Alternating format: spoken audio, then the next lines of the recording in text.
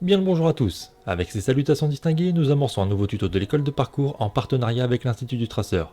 Comme le froid s'installe, pour réchauffer vos cœurs, nous avons fait appel à deux traceurs pour illustrer le mouvement du jour. Ce seront Loïc et Stéphane qui vont vous décortiquer le passe-muraille, et avec eux, en route pour les détails techniques.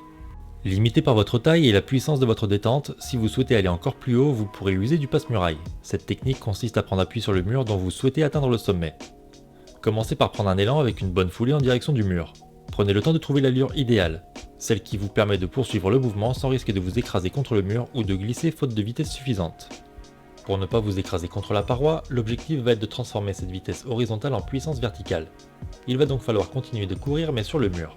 En gardant cette idée en tête, vous pourrez déterminer où poser votre pied.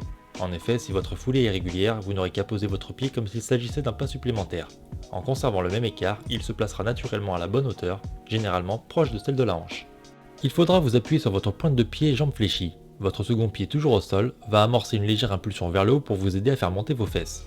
Votre appui sur le mur va vous permettre, tout en dépliant votre jambe, de pousser très fort toujours vers le haut pour chercher le sommet du mur.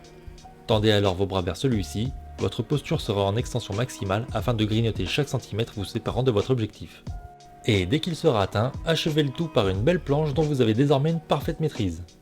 Cela dit, en cas de difficulté, voici quelques petits conseils pour progresser.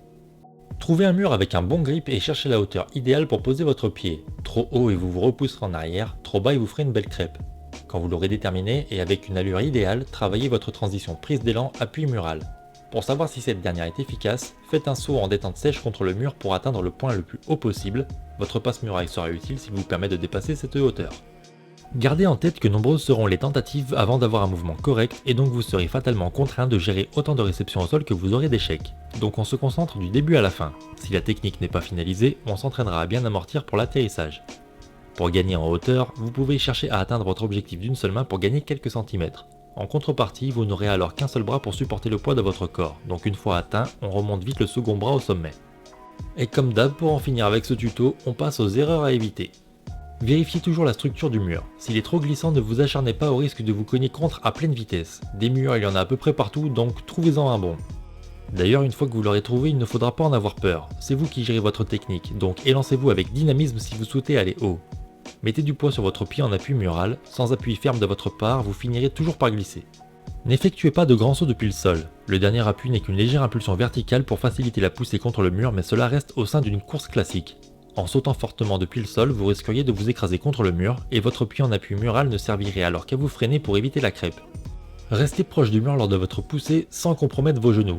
On a parfois involontairement tendance à s'éloigner du mur lorsqu'on tend la jambe en appui, ce qui nous éloigne d'autant de l'objectif.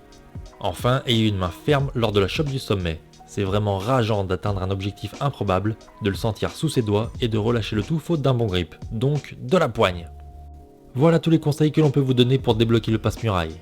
Comme toujours, rien ne vaut la pratique, donc répétez ce mouvement jusqu'à ce que vous puissiez atteindre des hauteurs inaccessibles jusque-là. Merci à Stéphane et Loïc pour leur démonstration, et surtout merci à tous les traceurs qui viennent agrandir notre communauté à chaque nouveau tuto.